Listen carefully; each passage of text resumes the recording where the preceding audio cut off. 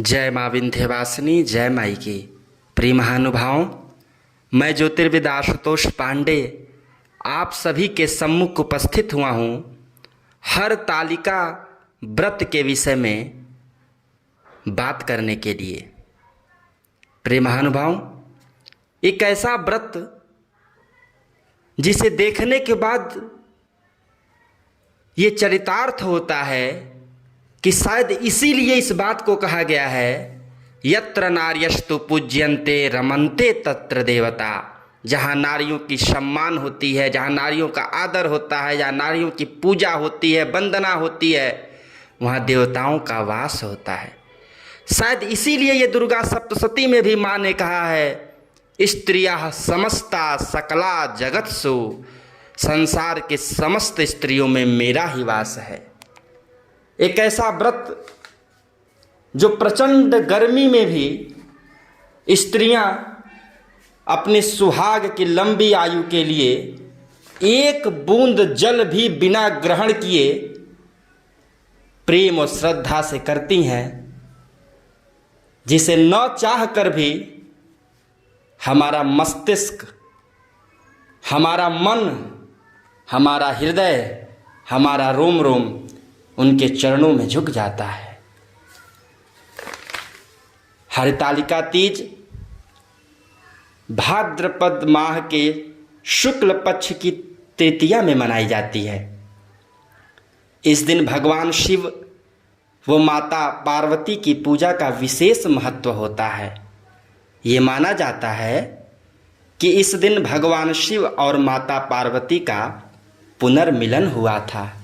इसलिए खूब भाव के साथ एक बार माँ पार्वती और भगवान भोलेनाथ के श्री चरणों में प्रणाम करते हुए उनका ध्यान करेंगे। फिर आगे मैं आज हरतालिका तीज व्रत के शुभ मुहूर्त, पारण के मुहूर्त, उसके विधि, महत्व इत्यादि के विषय में चर्चा करूँगा। खूब भाव के साथ। कर्पूर गौरम करुणावतारम संसार सारम भुजगेन्द्रहारम सदा वसन्तं हृदयारविन्दे भवं भवानी सहितम नमामि। भगवान शिव और माँ पार्वती के श्री चरणों में प्रणाम करते हुए मैं आप सभी को शुभकामना व मंगल कामना प्रेषित करता हूँ। प्रिय महानुभाव, इस बार वर्ष 2021 में हरतालिका तीज 9 सितंबर दिन गुरुवार को मनाई जाएगी।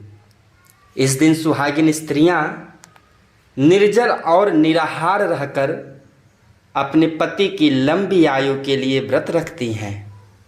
आइए हरतालिका तीज के शुभ मुहूर्त के विषय में हम चर्चा करते हैं। प्रातः काल में हरतालिका व्रत पूजा मुहूर्त सुबह 6:03 से प्रारंभ होकर सुबह 8:33 तक रहेगा।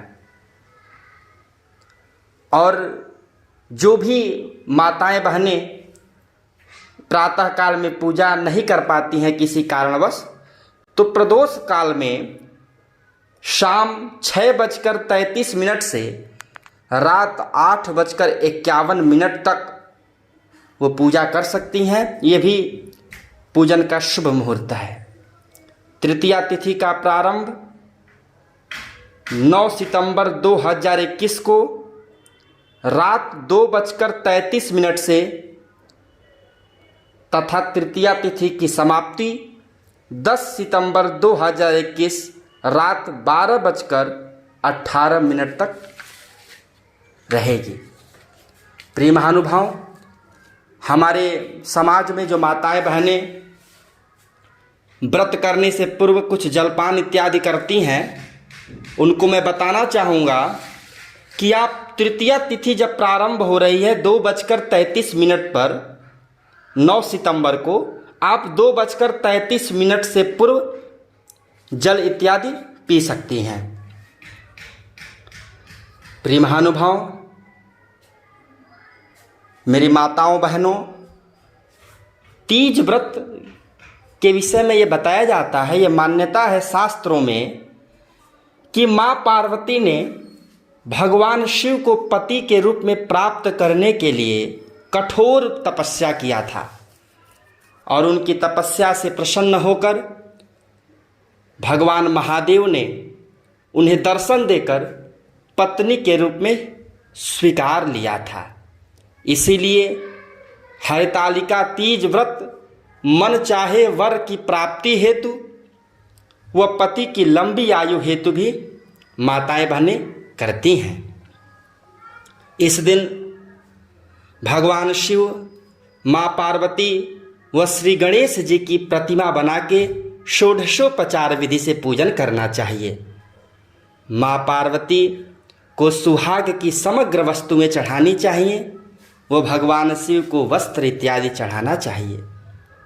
बाद में ये चीज़ें किसी सुपात्र ब्राह्मण को, सुयोग्य ब्राह्मण को दान में देना चाहिए।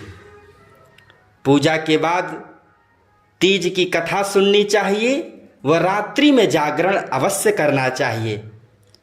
अगले दिन सुबह आरती के बाद माँ पार्वती को सिंदूर चढ़ाकर हलवे का भोग लगाकर व्रत को खोलना चाहिए। इस व्रत में निराहार और निर्जला रहना अत्यंत महत्वपूर्ण है। इस व्रत को करने से स्त्रियों को अखंड सौभाग्यवती होने का वरदान प्राप्त होता है और कुंवारी लड़कियां जो इस व्रत को करती हैं उनको मनचाहे वर की प्राप्ति होती है। आप सभी का दिन शुभ हो, मंगलमय हो। इस जानकारी को जन कल्याण की भावना है तो अत्यधिक मात्रा में साझा करें। मुझसे जुड़ने के लिए आप YouTube चैनल को सब्सक्राइब भी कर सकते हैं। आपका दिन शुभ हो, मंगलमय हो। जय माँ विंध्यवासिनी, जय माई की।